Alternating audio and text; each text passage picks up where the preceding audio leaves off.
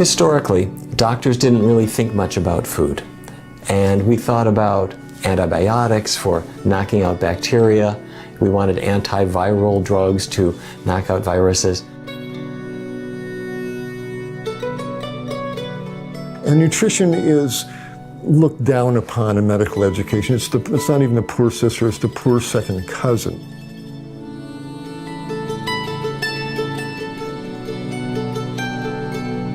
Real doctors were in the emergency rooms, stitching up wounds and delivering babies and fixing broken arms. Nutrition, boring stuff. Send them to the dietitian, let her figure out a diet for it. Don't bother me, I'm doing real medicine.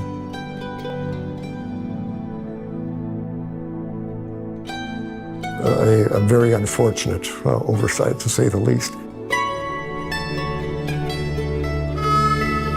But I'm happy to tell you that a great many doctors are now paying attention to nutrition and are talking about particularly plant-based diets, because we now know that we can not just prevent illness.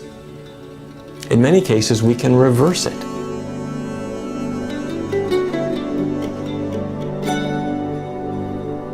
We can have narrowed arteries open up again. We can have diabetes improve and sometimes even go away. And that is possible not with drugs, but with food.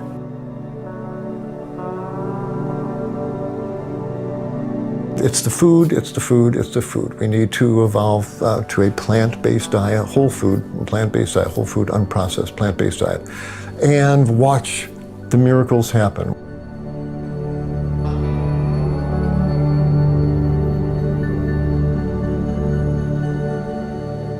Marshall, Texas.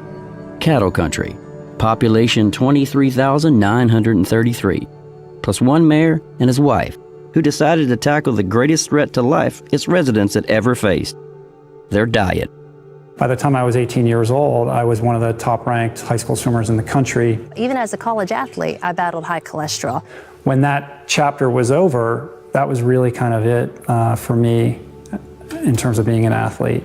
I came from the suppression side, which is the active side of putting out fires, to the administrative side, where it's more paperwork and more office and sit-down work. I started to have health problems because for many, many years, for decades, I'd been living on what a friend of mine calls the window diet. A whole regime was stopping at a burger place on one day, a pizza place on the next day, and so on and so forth. Very unhealthy diet. And the window diet is if you can pull your car up and they roll down a window and they hand it to you through the window, then you eat it. I had never eaten an orange. I was 28 years old, had never eaten an orange. I drank probably 1,000 gallons of orange juice. Well, from around here, basically, you're told that as you get older, you're just going to gain a little weight. I just started to justify, well, this is just what I'm going to weigh now. I'm going to weigh 200 pounds. Everyone looks at that as natural around here. By the time I was 39, it really caught up to me. I was about 50 pounds overweight. I was like, well, I don't know, who cares? Everybody else is overweight. Just one more overweight guy. But more important than the weight was really my energy levels. I felt terrible all the time. I was depressed. I was lethargic. I was unenthusiastic about my life. I had gone to my doctor and I had some issues, but he asked me what my biggest issue was. And I said it was my memory. I was having trouble remembering things. So my joints started to hurt. I felt sluggish. Then the years went by and another 5 pounds. I couldn't get it off though. I would try to go run. I felt like my legs didn't want to work right. My lungs certainly didn't want to work right. And I was making my way up this staircase right here to go to sleep and had to pause halfway up a simple flight of stairs. I was winded, I was out of breath, sweat on my brow, tightness in my chest, buckled over, and I thought, what is going on? I'm 39 years old, I should be in perfect health, and I feel like I'm about to have a heart attack. A lot of my pilot friends have all had these lower discs in their back herniate. They end up having to get surgery. It's a very expensive surgery. It puts them out of work for weeks. They're laid up in bed. And it just so happens I was starting to develop signs of that. And so without even knowing it or without even realizing it, I'm 250 pounds now. I'm 250 pounds and my radar goes off suddenly. Suddenly, I'm diabetic. The physician came back with the results and said, oh, your cholesterol is over 200. And I was running at a collegiate level. And my neurologist told me that I was overweight, My blood pressure was high. She said I was going to be diabetic. It's sometimes surprising how fit you can be and still have so much plaque buildup running through your veins. I had shooting pains down my leg occasionally. I would always blame it. I was sitting weird. I was going to have a heart attack, and if I lived past all that, you know, my memory would leave me. But I was desperate, and I really wanted to figure out a way to feel good. I wanted to find a way to have high energy levels and be able to enjoy my children at their energy level. I was like, I've got to do something, you know. And so one day Ed Smith came, our mayor. I'd known Ed and Amanda Smith for 2-3 years now at that point. I thought that they were just animal lovers. At that point, Ed and Amanda is getting ready to have what they called an immersion, where they were going to bring several different doctors and specialists and people that were of the same mindset to Marshall. There was this health event in Marshall called Get Healthy Marshall, and having the background that I had, I didn't feel like I needed to go. I felt like, oh, I have a master's degree, I have a background in nutrition, I know this material. I'm Ed Smith, and I was first elected mayor in 2000, and I served as mayor of the city of Marshall from 2000 to 2008, and I decided not to seek re-election at that time. And then later in 2012, I had some people talk me into running again, and so I was re-elected to our city commission, and served as our mayor since 2012 now to present. So I'm in my 6th overall term. So I grew up in cattle country and in a family that was oriented toward the cattle business, and beef was the staple of our diet growing up. A few years ago, around 2006, I kind of became faced with my own mortality from the standpoint that some of my friends that I went to school with, a gentleman in the neighboring city, Longview, he went to college with me as an attorney over there. I thought he was healthy and fit, and he certainly wasn't overweight. He jogged every day, and one morning while he was out jogging, he just dropped dead of a heart attack. In 2008, we got married. That was also the year that his prostate cancer was diagnosed. I happened to have my PSA score taken about that time, and it was elevated in excess of 4. And 4 is the cutoff that we use in this country and probably worldwide as the determining factor of whether you have prostate cancer or not, or one of the determining factors. The doctor was very cavalier. He wanted to do a biopsy Thursday and operate on Monday, without even knowing the results of the biopsy. So we decided to do some research, and we scoured the internet. I went to a urologist, a gentleman in Florida, and who had a way of approaching treating prostate cancer with a whole foods plant-based diet approach. We made sure that we went back to foods that were close to nature. After being diagnosed with prostate cancer, Ed opted to forego chemotherapy and surgery, choosing instead to change his diet to a whole food, plant-based one. To make things simple, I encourage people to eat from 4 healthy food groups: vegetables and fruits, whole grains, and legumes or beans. Those are the healthy food groups. Now that might mean a big bowl of porridge for breakfast, or perhaps some blueberry pancakes. And for lunch, I could have a vegetable stew or a bean burrito, or I could have my spaghetti or other pasta covered with artichoke hearts and mushrooms and chunky tomatoes and peppers, or whatever I want. But meat, you're better off without it. Same with the other animal products. We followed that for monthly, my PSA scores after that, and my PSA scores began coming down, and so much so that they got down to the level of 1. And you know, for over a year, about 18 months, we took a monthly reading, and then we went to about a quarterly reading, and then now about every 6 months I do my PSA score. And so far my PSA has stayed down around 1. And I've since done additional MRI work, and there's no evidence of any progression, and it seems that even maybe there's been a regression in the evidence of prostate cancer in the. Ed found with simple changes to his diet, moving away from his Texas meat-eating roots, he was able to enjoy much better personal health. Prostate cancer is very, very common. The older men get, the higher the risk of it developing.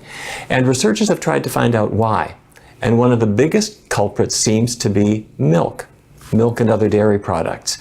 When researchers at Harvard brought in a group of almost 21,000 physicians, those who drank the most milk had 30% higher risk of developing prostate cancer compared to the men who avoided dairy products. They repeated the study with a larger sample, almost 48,000 health professionals, and those who drank milk had about a 60% higher risk of getting prostate cancer compared to the men who avoided milk. Why? Why would milk have anything to do with prostate cancer? Well, there are two possible reasons. One is that milk increases the level of what's called IGF-1, insulin-like growth factor, in your blood. That stimulates the growth of cancer cells. I came from a background of being on the farm, and so I was milking cows. I thought at the beginning of my career, this is a good idea, like everyone else thinks. The more, the better. But in reality, in the research that we were doing over the years, a lot of experimental research and published in the very best journals, one of the main messages that we got early on in my career was that the protein of dairy is not good. This is a powerful growth-promoting hormone or substance, and you add lots of IGF-1 to the body. If you've got a little cancer growing in your breast or your prostate or your colon, it's like throwing gasoline on a fire. The other is that all of that milk is contributing too much calcium, and that calcium tends to shut down the vitamin D in the body, which can protect against prostate cancer. So if you have too much milk, it defeats all of those protections. There's nothing healthy, or certainly nothing required, about the milk of a cow. We have no more need for the milk of a cow than we need the milk of a giraffe. Having witnessed the immediate and startling benefits of his new diet, Ed and Amanda decided they wanted to share this knowledge with the wider Marshall community. So after talking to them, like I said, it only made sense to go on this type of diet. When I thought I'd done everything and still wasn't seeing results, I decided, well, let me try this plant-based diet thing. With whatever limited knowledge that I had, I started that day. Firefighters are always good at challenging one another. I had issues, diabetes. My chief had issues, cholesterol. And we have another firefighter, our EMS training officer, who also decided, you know what? This makes sense. After 30 days, I'd lost roughly 35 pounds. You know, I lost quite a bit of weight doing vegetarian, and then when I started this, it just started coming off. I mean, my body just started transforming. Everything got better. One of the areas that we've been very concerned about recently is Alzheimer's disease. Alzheimer's disease attacks almost half of us by age 85, and it can start much earlier than that. And researchers have found that one of the biggest contributors to it seems to be what I'm going to call bad fat, saturated fat. The more of this bad fat that people eat, the higher their risk. It can be increased by as much as 300% above the levels that of people who have very little bad fat. The risk of Alzheimer's is that much higher. So where is that bad fat coming from? The number one source is dairy. Dairy products are the biggest contributor to all that bad fat. In those 28 days, and then put it like this, Bob Cole was kind of a jogging runner. I was walking, and my chief wasn't doing any exercise. All three of us in those 28 days lost an average of about 17 pounds. With diabetes, we have turned the page. 20 years ago, everyone thought that diabetes was caused by eating sugar. Well, we now know that diabetes, I'm speaking of type 2 diabetes, the common form that occurs in adulthood typically. It's caused by the buildup of tiny amounts of fat, little particles of fat inside the muscle cells, or also perhaps the liver cells of the body. And as fat builds up inside the cell, it means insulin can no longer work. It's like chewing gum in a lock. Well, if there is fat building up inside the cell, the insulin key can no longer open that cell to allow the glucose inside. So that buildup of fat seems to be the cause of type 2 diabetes. Many of my patients will come and, basically say, well, doc, I'm doing well. I'm eating in moderation. I'm eating lots of greens. And early on, when I started counseling patients on eating fruits and vegetables, I was actually tricked. I mean, patients are very savvy people. So I said, well, okay, I want you to eat a lot of salad, this, that, and the other. I want you to eat greens and fruit, and I want you to lightly steam it, etc. You can have beans and so on. And so they come back and they say, well, I'm exercising more and I'm eating more fruits and vegetables, etc. But they didn't remove the bad food. They didn't remove the steak or the hamburger every now and then. And the thieves in our diet are the animal protein, the processed carbohydrates, and these are the foods, if we leave them in our diet to a small extent, especially when you have chronic illnesses, these chronic illnesses will not go away.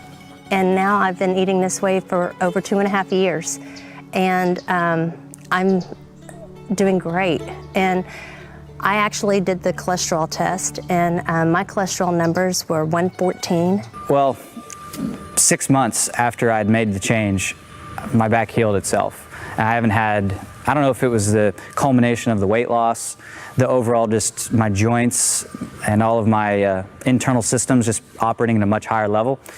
But I don't have any back issues, haven't felt a sharp pain for months in my legs. I returned to a fitness regimen not because I had any desire to become a competitive athlete again. I just had so much energy, I literally couldn't sit still. I was bouncing off the walls, I was vibrating with all of this energy, and I said, I gotta go out and do something to burn off all this energy so I can sit down and focus and do my work. I think my relationship with my wife and my kids got better. It's kind of weird how everything just seemed to I've had no negative effects. I haven't been sick in over 1.5 years. No stomach problems, no chest pains, no reflux, nothing. As you know, it's just, every day's just a good day. Having been given a second chance, Ed and Amanda decided they wanted to make every day a good day for the citizens of Marshall. They designed a program to take that message to a wider audience. I was on the cardiovascular anesthesia service. That's the service that deals with people's hearts and blood vessels. And day after day, I was putting people to sleep and watching surgeons open their chests and pulling out this yellow, greasy material from their artery walls called atherosclerosis. After a while, I began looking at this material, and because I spent a lot of my time growing up on a farm, I looked and I said, you know, that stuff they're pulling out of the arteries looks like chicken fat. And the little voice on my shoulder said, there's a good reason why it looks like chicken fat. It is chicken fat, and cow fat, and pig fat, and the fat of all the animals this man has been eating all his life, and started accumulating inside the artery walls. And that said something very profound to me. The number one killer, heart disease, is something that I am convinced we could almost completely obliterate if people would get the animal products off of their plate. Because what happens is your cholesterol falls dramatically when you do that. And researchers have found that if you get your cholesterol below about 150, diet is the beginning of that. For some people, maybe 1 in 10, they may need medication to help them over that last little bit. But the heart disease is just gone. But this is a total body disease. That plaque that's in their coronary arteries is in the arteries to their brain, to their kidneys, to their legs. It's all over. And just pulling a little bit out of the heart arteries may save their lives acutely. But if they continue eating their current diet that put them on the operating table in the first place, they're going to be right back on the table. And indeed, that's what has proven to be. We saw the changes in my life personally. We saw the changes in my wife's life when she changed to this diet and her personal health. And then we'd seen what was going on around the country with some of these various physicians and clinicians around the country and what was going on in their clinical practice and the results they were getting. And we thought, well, let's bring that to a community, to a city, and could we reintroduce a program here in our community to see if we could bring change into people's health. Ed and Amanda quickly got to work, convincing the best health speakers in the world to come to a little town in the northeast of Texas to share their knowledge, to work their magic, to save lives. Hi, I'm Chef AJ. I'm from Los Angeles, California. I was originally born in Chicago, and I've been following a plant-based diet for over 37 years. And I'm excited to be here in Marshall, Texas for the 4th time that I've been invited by Mayor Ed Smith and his lovely wife Amanda to do one of their wonderful programs. And I remember the first potluck, there was, a few people. Every year it gets bigger, and people came in last night for a potluck. They drove from Oklahoma, they drove from Louisiana. So the message is getting out there, and people seem to really be hungry, no pun intended, for this knowledge. We try to do potlucks every month. We usually do about 10 months a year because we travel a lot, so sometimes we're not available to do one. But we do at least 10 a year. And during the potluck, if it's someone's first time, we don't ask them to bring anything. We tell them just to come, and there's always more than enough food so they can see what it's like in case they're nervous. We all sit and visit and eat, and then we show a video, usually a lecture by one of the experts. You can find a lot of these online, and we get videotapes from VegSource, where they do the Healthy Lifestyle Expo every year, and they videotape the entire expo, and so we show those lectures a lot. But we try to mix it up and alternate the topics and so forth. So people come, they gather, they get that social aspect, they get to be inspired by other people's success stories, they get to eat great food, and then they get to learn something when they watch the lecture. Ed and Amanda's interactive approach was proving to be a big hit with the locals. Slowly, the people of Marshall were coming around to a new way of thinking about their diet. Trying something new and healthy. But the thing is, that saying about everything in moderation, a little bit won't hurt. Well, a little bit does hurt, and moderation kills, because what happens is even a little bit of these foods is making most of America fat and sick. So what happens is you become addicted. You get stuck in what's called the pleasure trap, and that's where most Americans are, because most Americans are addicted to sugar, fat, and salt. I had migraines up until I became the vegan, and I cut out all dairy products, and my migraines stopped immediately, and I haven't had one since. I guess my daughter told me something about the mayor here in town was vegan, and I said, that's very interesting, because sometimes you feel alone. Being vegan and everybody else is eating all this stuff and you're by yourself. So I was really happy to come up here and see that other people are as interested in health as I am. You need to have support, because the entire society is against change as far as a dietary change, because people are very entrenched. And in order for people to make change, they need support, they need encouragement. Changing my cooking style from to a more plant-based diet is definitely a learning curve. I think it takes at least 21 days just to mentally embrace I can physically live like this. And then after that, then you're more relaxed, and your mind can entertain more recipes, and it doesn't seem so overwhelming. People tell me often that the reason they can't adopt a healthy diet or a plant-based diet is they don't have enough time and they don't have enough money. Well, those are excuses. Because the reality is we all have the same 24 hours a day. And so that's an excuse right there. And if you get a pressure cooker, if you do simpler recipes, you have just as much time to make a vegetable stew as you do a beef stew. So I don't buy the time excuse. Everybody's busy. You end up finding those 5 to 7 wonderful recipes that are winners every time.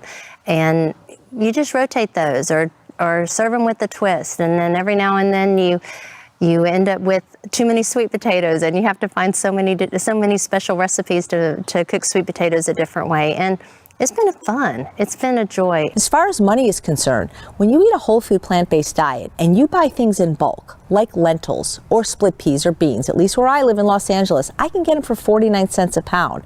It's practically free. If you go to the Forks Over Knives website or Dr. McDougall's website, they've done research where they've proven you can eat for as little as something like $3 a day if you eat whole plant food. My husband and I noticed that the change from a plant-based diet, from a meat-eating diet to a plant-based diet, that it's in your mind. The battle is in your mind. That it is, we used to say to ourselves, oh, we can't eat meat. Oh, mine was cheese. Oh, I cannot live without cheese. And it was so amazing to realize, oh yeah, you can. To maintain this new lifestyle, Amanda understood it was important to create a shopping regime that could be easily followed. During the grocery tour, it's sort of a little bit of everything. We have a few handouts that we give that explain about label reading, and we teach them how to read labels and what to look for, because you can do it in an instant if you know what to look for. If you buy smoked or roasted spices, the flavor is exponentially So much better. We teach them that, and then we also go down every single aisle and we pick up and show them the best products. And also we show them some of the deceptions in labeling and so forth. And so we teach them what to look out for that's dishonest, and we teach them products that they might not even be aware of that they can fill their pantry up with to have good food on hand. Many people are concerned about the fat and cholesterol in beef or pork. So they're looking for something healthier. They might switch to chicken or perhaps to fish. And I can understand why they would try to make that choice. However, when we look at the results, it doesn't turn out to help very much. Chicken is almost as high in fat and almost as high in cholesterol as beef is. And with fish, sometimes it's even higher in fat. Now, people will say, but it's good fat in fish. Here's the bad news. If I have a salmon or other fish, 70 to 85% of the fat in that fish is not good fat. It's not those healthy omega-3s that people are looking for. If I have a salmon fillet, it has about 12 grams of fat. Less than 2 grams are good fat. The other 10 plus grams are just there to increase your waistline. And when we look at fish eaters, their risk of diabetes is considerably higher compared to people who don't eat fish at all. As the people of Marshall began to embrace the new diet, the town's restaurants soon followed, as owners saw the growing demand for plant-based menus. 5 years ago, there were no restaurants that served what we call vegan. We had no restaurants that even had an inkling of what that concept was. And when we had our first event here in town, where we brought in various clinicians and the speakers that we talked about, we realized that, one, we've got to have somewhere for people to eat that's healthy when they come to our community here. And number two, if people want to make this change in their life and they can't always eat at home or prepare foods at home, that are work, and are on the go during the day and that kind of thing, they need somewhere that they can find, support. Our first experience with vegans was when we were catering a trial group that came, I believe, from New York, and they said they had several vegans on their team. And at that point, Deb was scrambling online to find out, first of all, what it was, and second of all, how to prepare foods that were acceptable, because it's easy to shortcut. We helped educate them. We gave them resources of recipes and books from chefs and on how to prepare these kinds of foods and what kind of dishes are out there that they can prepare so they could find the right mix for their restaurant and that kind of thing. A lot of the restaurants were very skeptical at first, and they didn't think it would be really great for their business, but some of them it turned out to be amazing, and they've had some of them record-breaking weekends, record-breaking sales days, and more restaurants are eager to get involved. And I don't think it's just because of the money too. I think they're excited about what this does for the community, because it brings a lot of people into town and gets Marshall a lot of attention. So I think they want to be involved because it's an exciting thing for Marshall. So now we've got approximately seven to 8 restaurants now in our town that have Whole Foods plant-based vegan type option on their menu, and in some cases they have a whole separate menu of numerous vegan options and choices. And every time there's an event here, the other day we did an event over at Wiley College. Every time we had an event like that and people speak about the positive effects of a vegan diet, our numbers always increase on our black bean burgers and our veggie burgers and our vegan sandwiches. And it did this week. We had several people from the college come. As we began to have these seminars, bring people in here, people became educated and began to understand, what this meant and how it affects people's lives and how it can transform people's lives. So the human breast milk of the mother underscores the importance of the amount of protein we need. So we don't need huge amounts of protein, and we certainly don't need the wrong amount of protein. So yes, not only do we not need to eat animal protein foods, but we need not to eat animal protein foods. Hearing top experts back up Ed and Amanda's philosophy with hard facts has helped convince even the skeptics in the Marshall community that their healthier lifestyle choices were based on science, not romantic notions. A whole food, plant-based diet doesn't just work hard at preventing illness, it's also about enhancing performance for athletes looking to compete at the highest levels. It lodged this question in my mind, which is, if I had so many years of abusing myself with drugs and alcohol and horrible eating habits and a sedentary lifestyle and an overstressed professional life, and in such a short period of time feel so good and be performing athletically things that I didn't think that I was capable of, what am I capable of? Well, the whole food plant-based diet we've learned is very useful for just creating general health and preventing a lot of problems, a lot of diseases. Very broad-based idea. And we know in a lot of cases some really fundamental biochemical explanations for why this is true. And because the breadth is so wide, there's so many different conditions, it also influences our physical activity. I have a few theories about why plant-based diets work better for athletes and why athletes who try them do better. And one is that plant-based diets are very high in carbohydrates, or they're higher than most other diets in carbohydrate. And if you know anything about physical endurance and physical activity, the most important thing you need to do is make sure you get enough carbohydrate. So in a society now where a lot of people are running away from carbohydrates, that's actually going to be detrimental to their efforts to have a more physically fit lifestyle. But if you're eating a plant-based diet, you're going for those carbs, you're eating those beans, those grains, fruits and vegetables, and therefore you're fueling the ideal athlete's diet.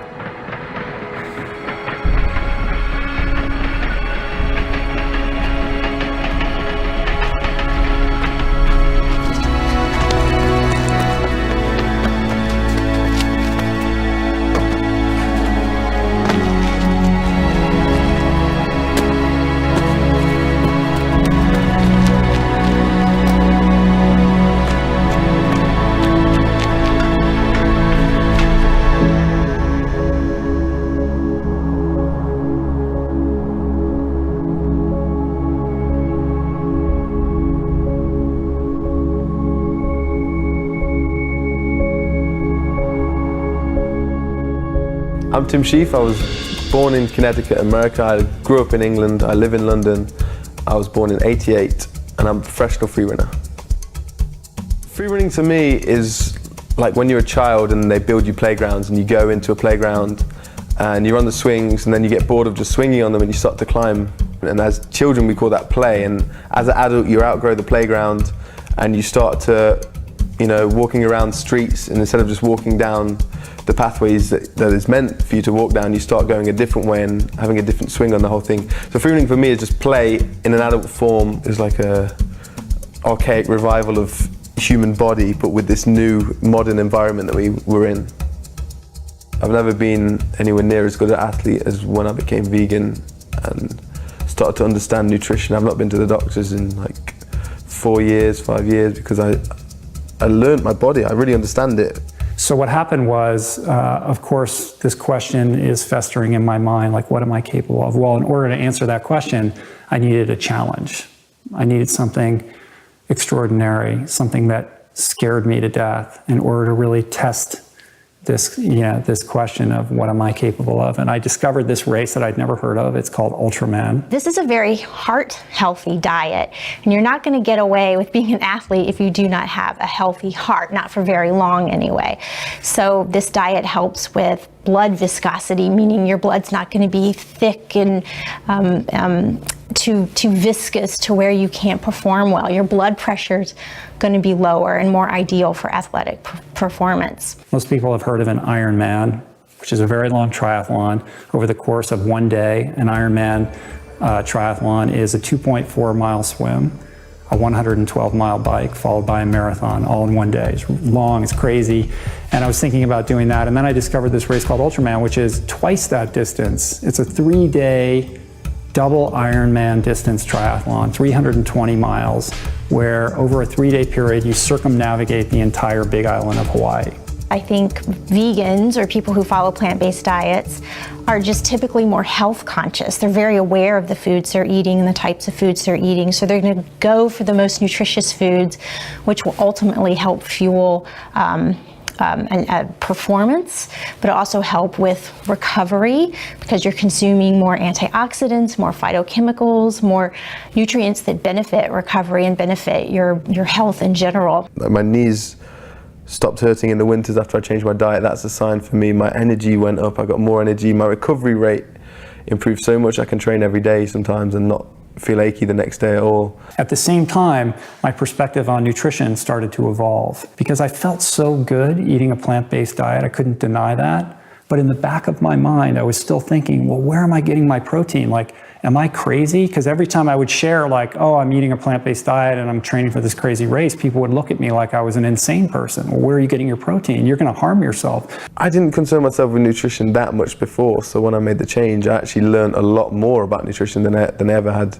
the knowledge of, and some of the high impact stuff I do. It's amazing. Most athletes wouldn't think they need all these protein powders, and you realize it's all propaganda. I do see a lot of athletes who are misinformed, or maybe they've misread something about needing more protein, and somehow animal-based proteins like whey proteins are going to be better for them or more efficient. And the truth is, you could do this probably with your diet. Most people who exercise, if you're not at a professional level, don't need to supplement with any protein. We get more than enough protein in our diets. If we get enough calories, we get enough protein.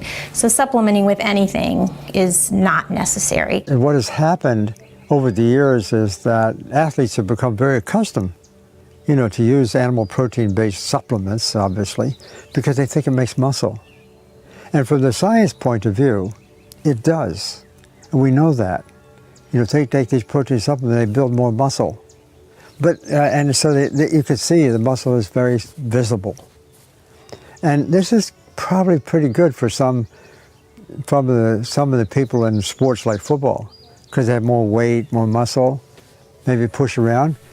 But it's coming at a cost. Supplementing with something like an animal-based protein, such as whey, is actually somewhat detrimental to your health. This is very taxing to your kidneys, taxing to your blood.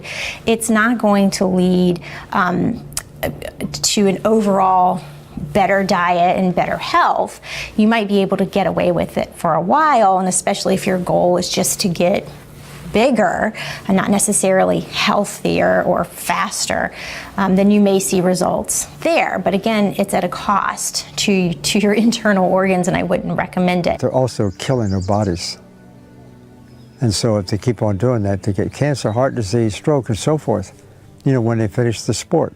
The average age of death among these professional football players who do this mostly, the average age of death is about 56 or 57 years. So they pay a huge price. When you don't eat dead animals and you feel this good, there is absolutely no reason on the planet to eat dead animals. Feeling good is what this Californian sanctuary majors in, providing shelter for over 100 rescued farm animals. It offers tours to meet them and learn about the healthy alternatives. They do have very different personalities. Some of them are gonna, just like any of our dogs or cats, he loves showing people how much he loves them by giving them all the kisses in the world. Whereas some of the others aren't gonna give you kisses like this. We're here at Farm Sanctuary near Los Angeles, where we rescue and care for animals who've been rescued from factory farm cruelty. And at Farm Sanctuary, we model a different kind of relationship with these animals, where they're our friends, not our food. Farm Sanctuary is a place where vegan is normal and the animals get to be who they are. He's, his back legs, I want to say he's between 6'2" and 6'4". So he's a very big boy. It's not in our interest to eat food that makes us sick or to support an agricultural industry that's destroying the planet.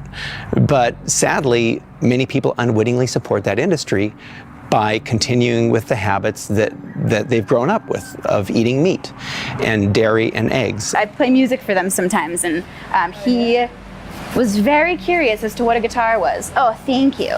The farming industry has changed drastically in recent years. Small family farms have been replaced by these large factory farms, and they're commonly referred to as CAFOs, or confined animal feeding operations.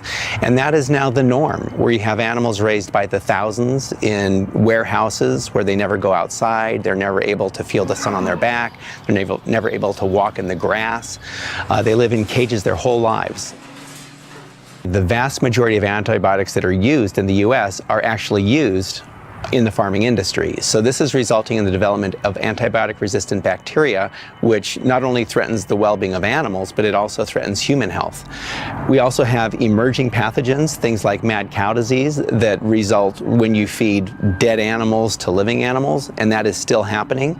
You have diseases like avian influenza that are common on farms in the U.S., and you have diseases like Johne's disease, which the human counterpart to that is Crohn's disease, which is common on dairy farms in the U.S. So you have a variety of problems that exist, and you have new diseases like this porcine epidemic that's recently affected pig farms that are developing in these factory farms. It's a perfect breeding ground for disease. So this is an industry that kills animals. We consume the animals, and then in some sort of strange twist of karma, perhaps, we die of heart disease and cancers and ailments that could be prevented.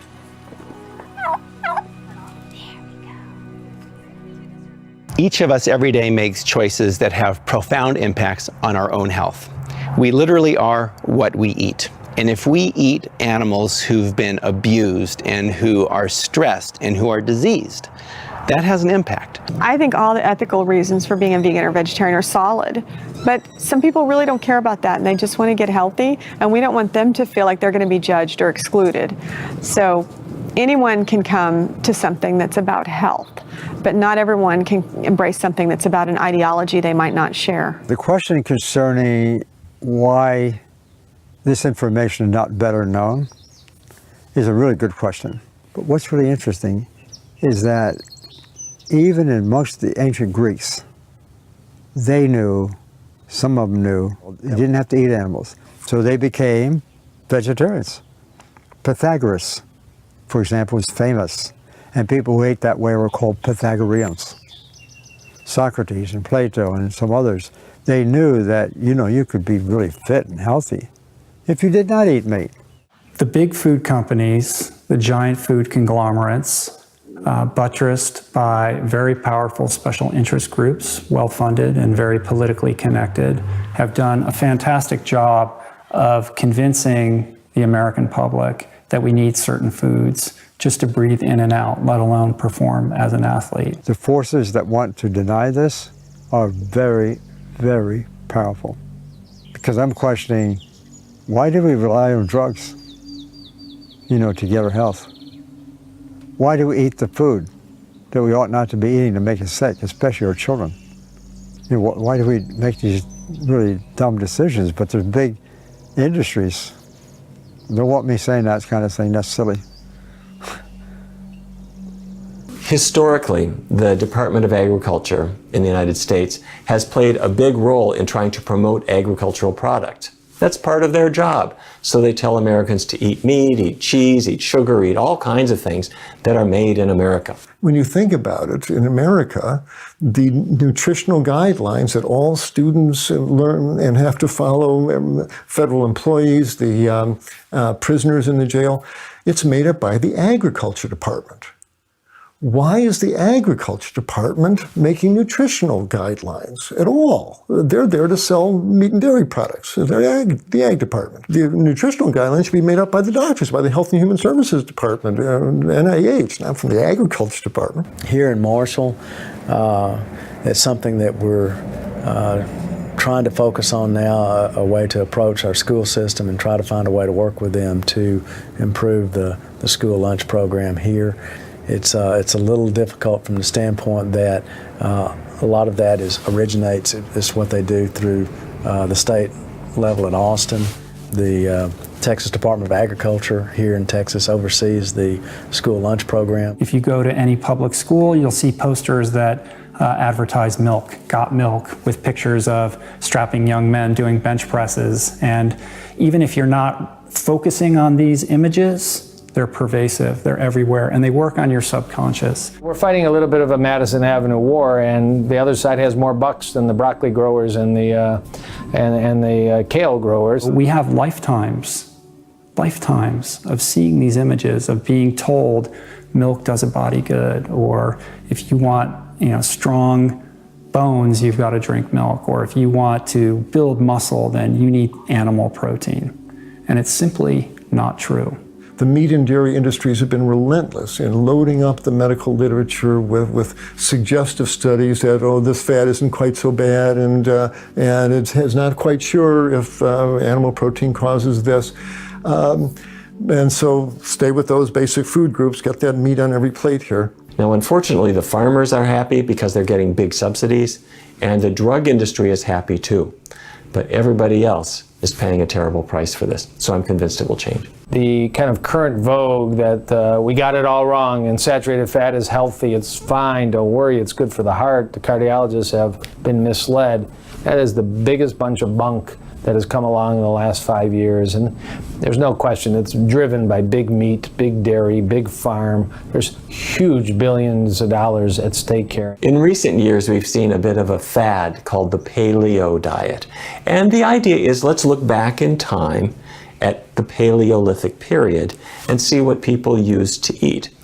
And they picked a time when people had developed stone tools, like hatchets and arrowheads, so they gained the ability to kill animals and eat meat, but before they figured out how to put seeds in the ground and grow plants. And so the idea is, in that little band of history, after we could kill animals, but before we had agriculture, that must be the healthiest time. Well, if avoiding flour products means you're not eating so many cookies, maybe that's a good thing. But on the other hand, if it means you're avoiding healthy rice and healthy plant products and loading up on meat, you can gain weight, you can have a high cholesterol level, and your risk of a heart attack or diabetes or hypertension will go up. I like to look a little bit further back. Human beings biologically are related to the other great apes, chimpanzees and gorillas, for example. And they are not charging around in the forest with a hatchet trying to find an animal they can slaughter. They're eating foods they can pick with their hands, especially fruit. And they have perhaps a model that might tell us a thing or two. For Ed and Amanda's journey, Marshall is a single step towards the education of thousands of towns. We're faced with a healthcare crisis here in this country, and it trickles right on down to our state and city level. Our city here in Marshall is located in what we call or what's been referred to as a stroke belt. And our healthcare costs here in our city, to our city government, is approximately $1 million a year. That's substantial. It's a big hit in our operating budget, and it's indicative of the crisis we face all across this country and across the state of Texas. I think that is going to change because we have a problem here in America: childhood obesity. And 1 in 3 children will develop diabetes as an adult. We can't afford that anymore. What we've seen with Whole Foods Corporation here is they've taken a policy of bringing the idea and the concept of Whole Foods plant-based diet to their employees and even to their patrons, and exposing them to that concept, and in so doing, they've been able to lower their healthcare costs over the last few years. They're, in fact, the only Fortune 500 company whose healthcare costs have been on the decline in the last few years, as opposed to increasing like everybody else across the country. So by encouraging their employees to adopt a Whole Foods plant-based diet, they've been able to reverse their healthcare costs in a meaningful way. And that, of course, that goes to the bottom line. Not to speak of the benefits for the individual lives that it improves. So that's what we hope to do here. I hope that we're able to see that kind of a trend in our own community. It's undeniable that Ed and Amanda's passion has helped the town of Marshall to not only improve the individual health of its citizens, but also the town's standing on the map and its tourist trade. Sometimes it's real hard to get some of the firefighters involved, but slowly but surely they're starting to try it, and you see a lot of the firefighters are juicing and doing different things. They're actually eating healthier, whether it be juicing or actually just eating better, leafy greens, vegetables, fruits, and things of that nature. So they're buying into the concept, and they're feeling better. They're working out, as you can see. They play basketball. They do all sorts of activities and such, and their stamina is getting better and more prepared for what we do. We're trying to inspire people to eat healthier, but when we see their transformations, we're inspired. And Reggie certainly is a great example. Our former county judge and his wife have made a transition, and they've seen some tremendous health benefits in their lives. I was borderline diabetic, and I asked my doctor, could I wait and not take medicine and see if the new diet would have an impact on it. When I went back to see the doctor, she was thrilled that I had lost weight and my sugar had gone down where I don't have to take medicine. So for Ed and Amanda to bring this bright but warm light into this community is nothing but good. It's cracking, and the sand is wearing away under the foundation. The public is understanding. There's an old saying, you can't keep a hat pin in a cloth bag for very long. The point comes out, and the truth of this is coming out. The United States is the most prosperous country in the world, and yet we've never been more sick as a society. And that would give most people reason to be very negative or pessimistic about the future, but I'm very optimistic. I'm very inspired by the kinds of things happening all over the US and around the world, where people are becoming aware of our broken food system and they want to create change. This plant-based movement has really taken a foothold, and I've seen countless people change their lives completely in very short periods of time, repairing their health wholesale by just getting back to the root, by getting back to eating whole plant-based foods close to their natural state. Human beings are social animals, so if everybody is doing something, we tend to do it and accept that it's just the normal way of being. But as people start doing something in a new way, and if these people are healthy and happy, other people are curious and interested in being healthy and happy, and are more likely to try it and become interested in living that way. And in places like Marshall, Texas, you have the mayor who's pushing for a healthy, plant-based city, and it's a great thing to see. I think the most rewarding thing is when someone we don't even know comes up to us and says, I want to tell you what happened to me because of Get Healthy Marshall and what you're doing. I went on a plant-based diet and my life has changed. I love that. And I'm seeing this movement blossom everywhere I go. People excited because they're looking for real, sustainable, long-term solutions to their diet and their health. And because of this internet age, our bullshit meters, our detectors are very well refined. We know when we're being marketed to, we know when we're being lied to, and we know the truth. And the one thing about eating plant-based is there's nothing to hide. It's just the truth. Hopefully in 10 years, people will look at the meat and dairy industry as in the same way that they look at the tobacco industry today. And they'll be able to make that recognition that this is not a healthy way to go. For Ed and Amanda, they know it'll always be hard yards, changing perceptions, in a state famed for its award-winning beef. But the mayor and his wife are committed to the long haul. They're looking forward to the day when a whole food, plant-based diet is seen as not some vegan curio, but as the only option for optimum health and, for every U.S. citizen, a longer, happier life. That's their American dream.